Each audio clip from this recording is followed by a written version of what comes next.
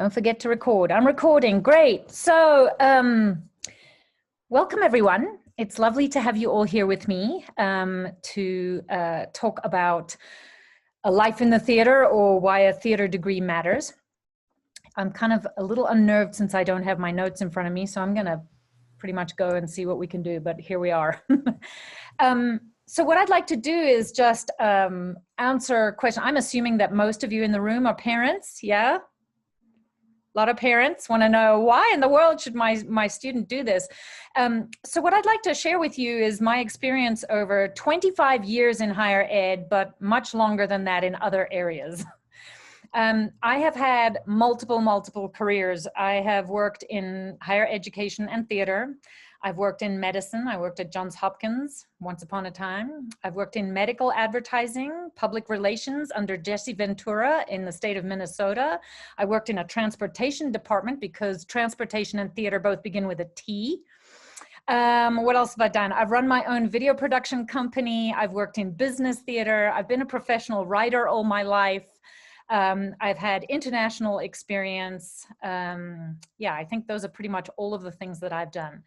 And one thing that I can tell you is that working in all of these different fields, I have used the skills of a theater degree over and over and over again.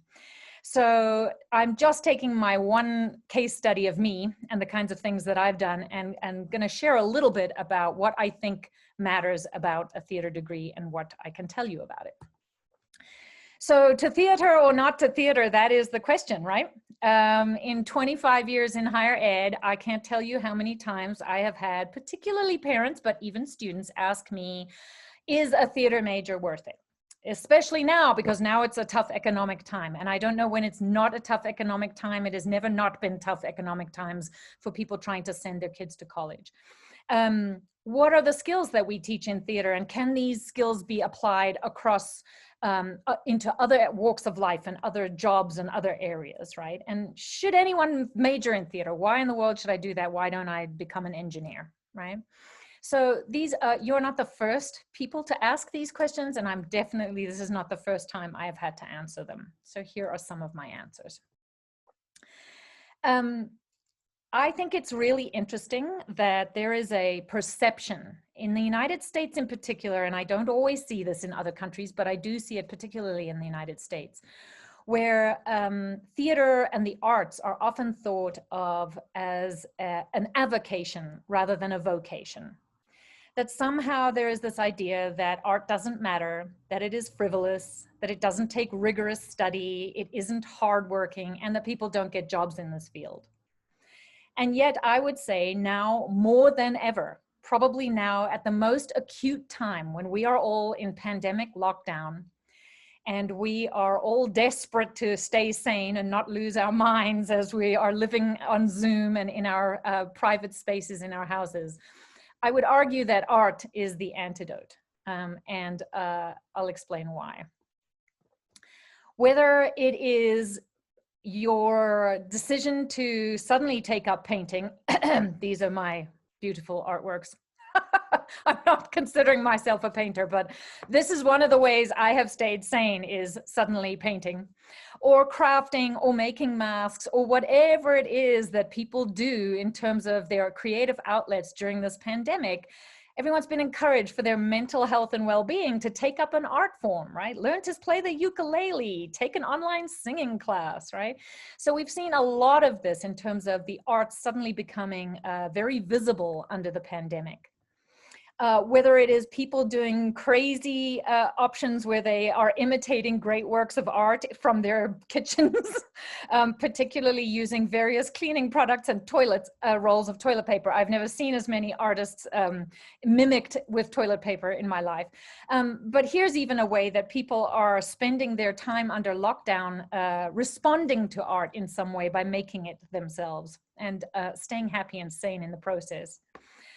Whether it is watching the live stream production of your kid's high school musical production, that boy there with the microphone happens to be my kid. And I watched him sing his heart out live streaming on Spring Awakening in March when his entire production was shut down.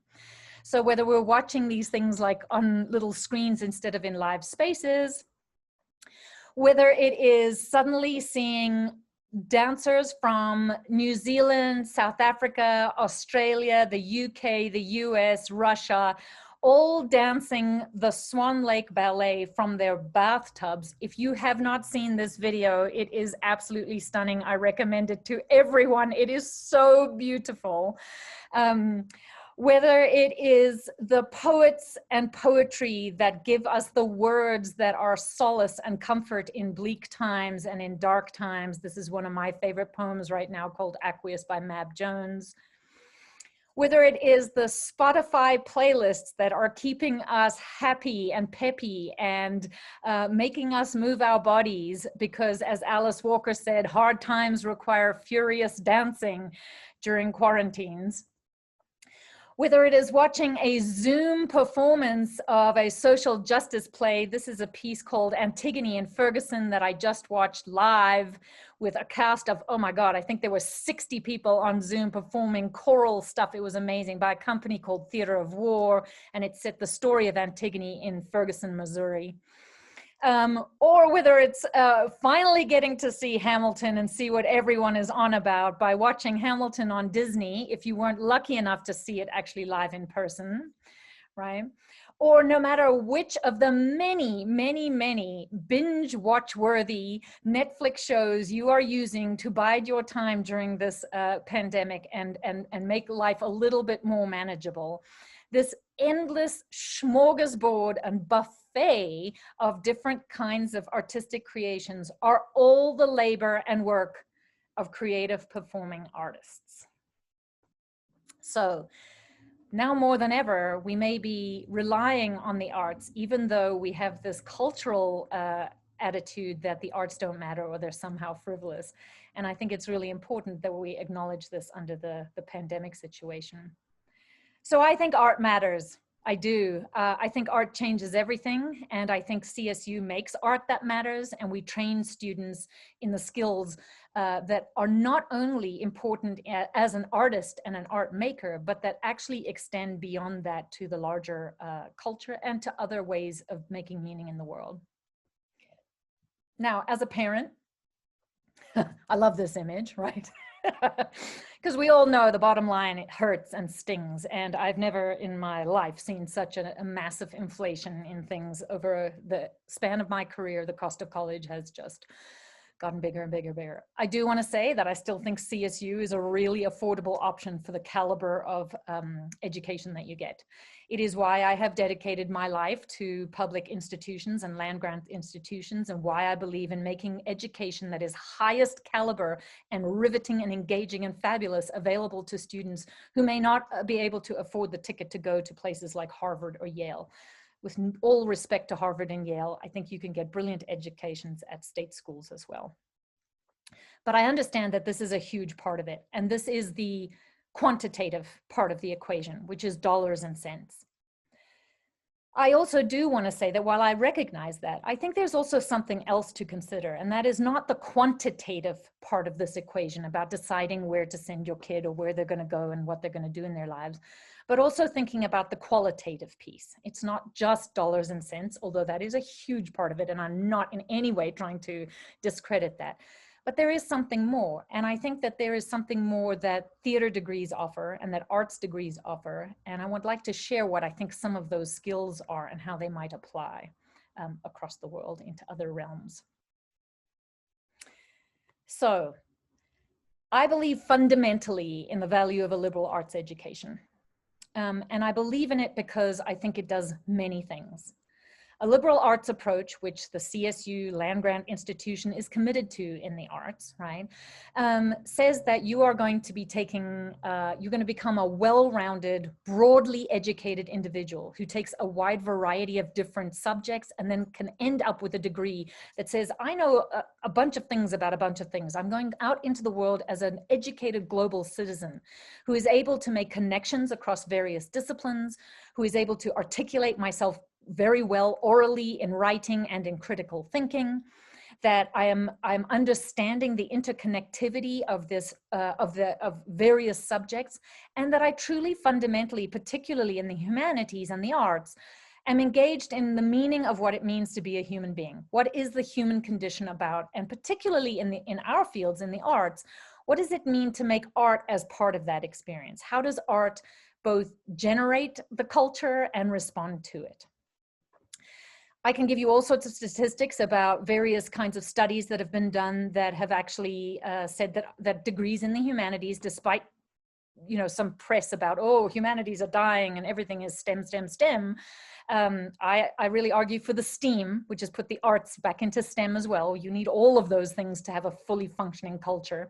But there's lots of data at the moment that says that actually employers are very interested in people who are able to do creative problem solving, critical thinking, collaborating in teams, doing all of the kinds of skills that we teach in theater, because as we move through, I think it's called our fourth industrial revolution, and we are automating so many things that used to be labor conducted by humans, that there's a whole different set of skills that the economy needs for us to move forward into the future. So I love Dan Pink. If you don't know his work, he's written A Whole New Mind, and his latest one is called Drive. And he writes about what it is, he studies and writes about, what are the skills that the emerging paradigm for work in the 21st century is looking for. And I'll just quickly quote what he says. The emerging paradigm for work, according to Dan Pink, is it's non-routine. That is, you can't reduce it to a script or a formula or an algorithm or a series of steps that lead you to the correct answer. It's multidisciplinary. It involves elements of design, empathy, and I love this, symphonic thinking, to use a beautiful music metaphor. It's self-directed rather than managed, and it's animated by a deep sense of purpose. So why we need arts degrees, liberal arts degrees, humanities degrees, and in our case, a theater degree, is because that there is a definite need in the market out there for this kind of person and these kinds of skills. So let me go through a couple of the skills that I think we teach in theater and how they have applied to my life and the various places I've worked, but also how I think they may apply in general. I think first and foremost is critical thinking. As part of a liberal arts degree, but also as part of the very nature of a theater degree, we teach our students to understand systems, to understand how entire systems work, to take them apart and understand all the pieces that make that whole. So you cannot tell me that we don't practice critical thinking when we take a page, a play on the page, and transform it into something on the stage. That entire process from start to finish is about critical thinking. It is about making careful judgments, informed and careful judgments about choices that we're making. Why are we telling this story? Who are we representing in the story, and how are we going to do that? What metaphors are we using, and what kind of way are we going to actually put it on stage, right? So there is this incredible element to the theatrical endeavor that involves thinking critically about our world. It also, art's role is often to ask tough questions of a culture, right? To hold a mirror up and say, are we doing this? Is this the right thing? Should we be doing this? Is this a good place? Or can we imagine something different? So I would say that critical thinking is probably one of the first things that we teach our theater majors. Probably the most important second thing is collaboration. And I have read so many studies about what is needed out in the workplace. Absolutely everyone, and I'm going to make this comment completely truthfully. Absolutely everyone at one point or another in their work life is going to work in a team. I really don't know of anyone who genuinely just works solo, even freelancers, even people who do have their own practice, whatever they're doing. You work with other people.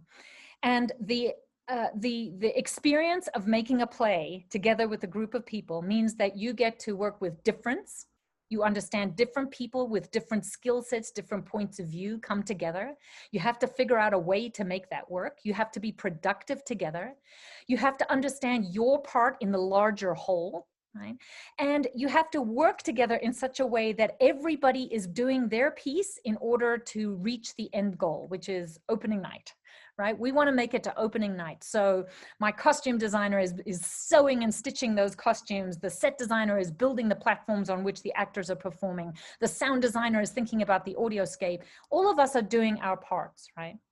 So I think collaboration, which is another word for teamwork, right?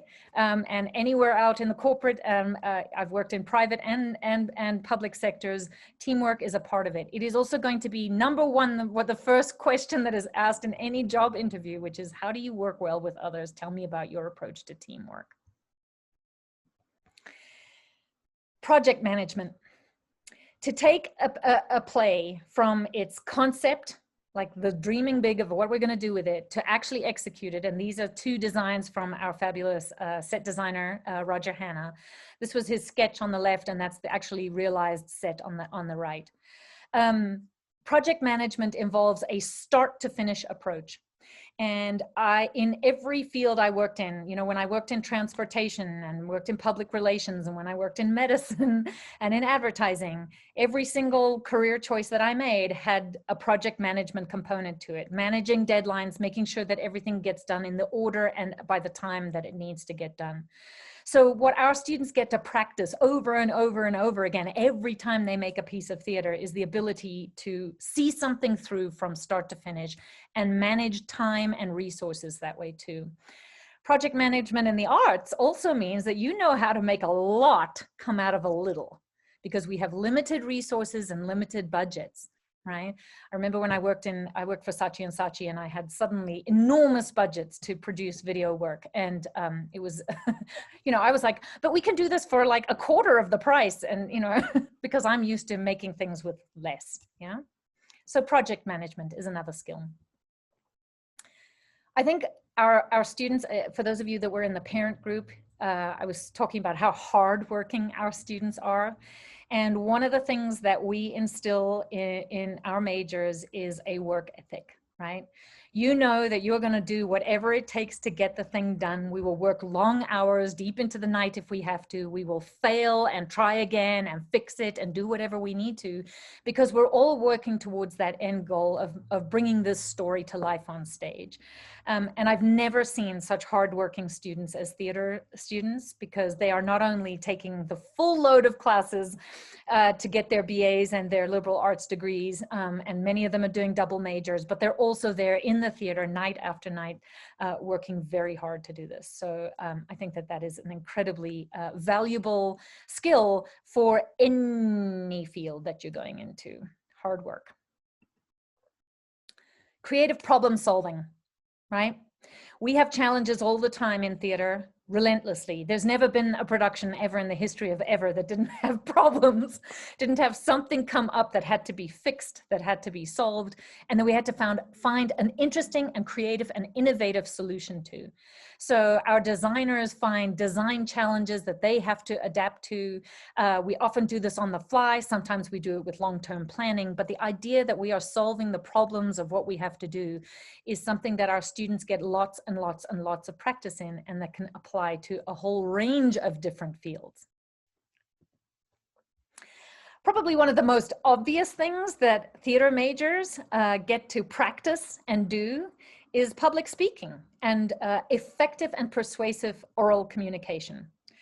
I cannot tell you how many times I have used my theater training in the most bizarre experiences. I was in Ghana. I had to suddenly address, with no preparation, 3,000 people at an Easter revival, tent revival. And I stood up on stage and I brought every single public speaking skill and every improv skill, and I wowed the crowd, right?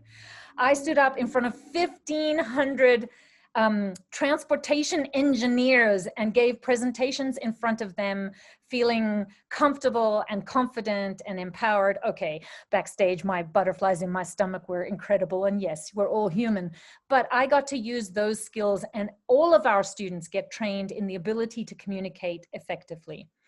I will also say, you know, they've done studies, and the two things that people fear most are death and public speaking. right? For many people, I know that this is terrifying, right? But the many different ways in which public speaking manifests in the work world is the number of presentations you have to give, pitches you have to do. If you're in politics, you do advocacy panels and you speak in public. If you go into teaching, all you do all day long is speak in public, right? So there are many, many different ways in which this particular skill is incredibly useful. And our students get to practice it in a low stakes environment where they get over all of the fears of looking foolish or saying the wrong thing or whatever it is. It's not just oral communication that students get practice in, but also in written expression. I have actually probably, if all the careers that I've had and all of the different things that I've done in my life, the one consistent thing is I've been writing all the time, yeah?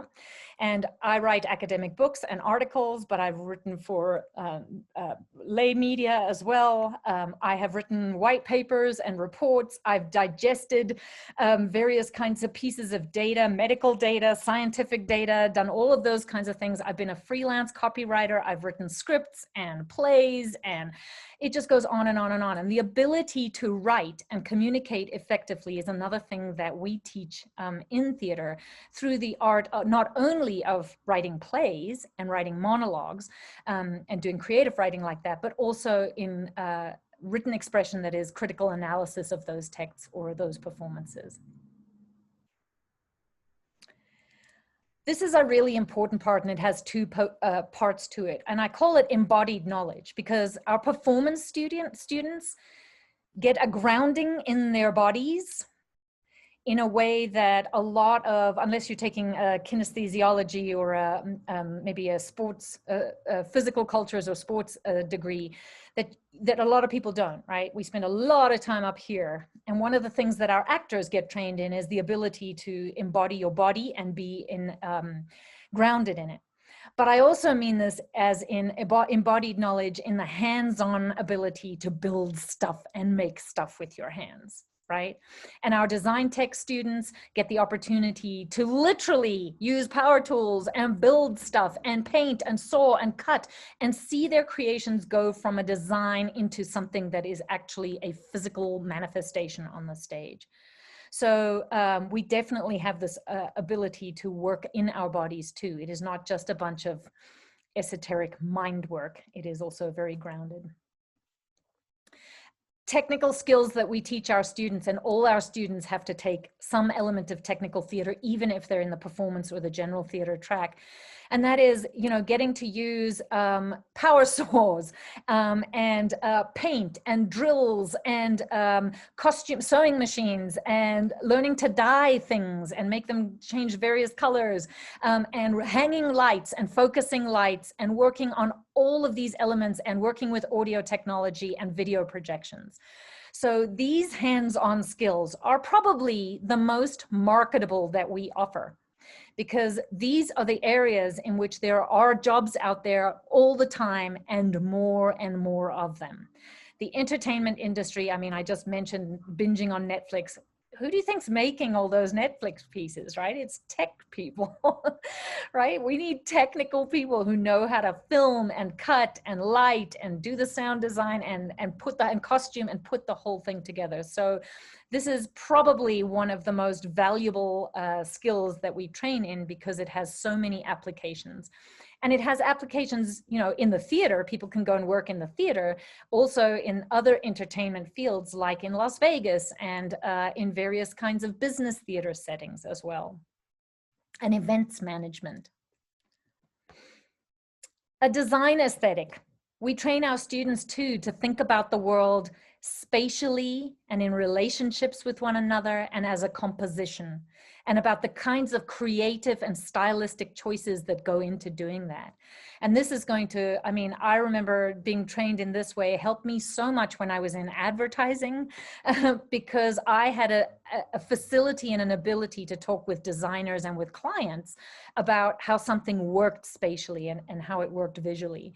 I've seen people come out of theater programs who ended up going and becoming architects in various ways, or designing various other spatial relationships, or doing industrial design for things like the way in which the flow of a commercial store works, right? Or I'm just thinking of Saks Fifth Avenue. I know someone who did that. Yeah, 5-minute warning. Okay, great. So there's design as well. Our performance students are trained in emotional intelligence, right? This is probably one of the things that is being sought after most in leadership at the moment. And that is the ability not only to regulate and understand your own emotions. So as an actor, I train my instrument to be really sensitive to the world and understanding that, but also I have to understand the emotions and reactions and behaviors of others. And this applies not just to our lives as actors, but to actually our lives as human beings, and our ability to be sensitive and engaged with other people and understand their point of view. And I know that in my roles as in leadership, that this is one of the skills I use every single day, is understanding how do I respond to someone in a way, or how do I facilitate a conversation in a way that is sensitive and meaningful. And so a related idea is the concept of empathy. And wow, I don't think we have enough empathy in the world. This is probably the thing that matters the most to me right now. Bill English said theater is like a gym for empathy, right?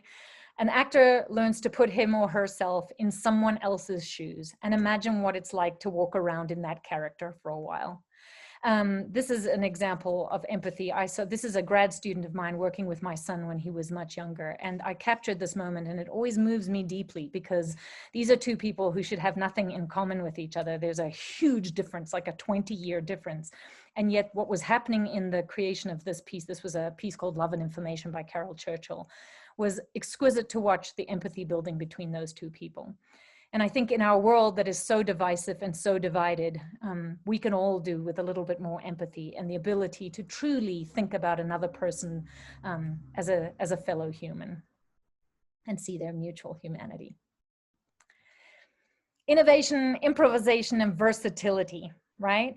We are constantly being asked to innovate and improvise. We have just gone, as I think I said earlier today, from being a theater department to a film department overnight. And yes, did we do it? Right? We adapted, we have figured out, we've learned new technologies, we figured out how to do what we do on stage to now transfer it to a digital platform. And we are extraordinarily versatile. Theater majors come out of a theater major, and particularly our theater major, with the ability to sew, to use power tools, to embody characters, to do critical readings of plays and understand things in their larger historical context, and to think about the world for social change. So yes, they're incredibly versatile people, and that's what the market is looking for, people who can roll with the punches, learn quickly on the fly. Why do you think I've had so many different jobs and careers? Is because I can learn quickly, and I've been thrown into places that I had no experience in, and it ended up being very successful because of that ability. Theater is a place of the imagination. It is where we can really understand what it means to be human on this planet, and to think about all the creative ways. I'm just giving you a bunch of examples here of just the creative ways in which we express ourselves theatrically and in imaginative ways. This group here in the center is a bunch of students from UMass that put on this incredible drag show. It was stunning. And that's Joey, the handspring puppet horse from Warhorse. So theater is a place of the imagination where we can think about the world in very interesting and new ways. And it is also a place where we can imagine new ways of being. And so part of theater's job too is to work towards social change and towards a more just and equitable and diverse and inclusive world, and to really listen to the stories and offer up the stories of the entire quilt or patchwork of human experience, so that we can see ourselves and see others represented on the stage and can learn from that. And I have to tell you, one of the skills that I think is one of the best is that every theater major I know of is courageous and is willing to take risks. You need to stand in front of a house full of people and belt out a song. That means you have courage, right? You're courageous, you're taking risks. If you stand up there and put yourself up on an audition block, you are definitely taking risks.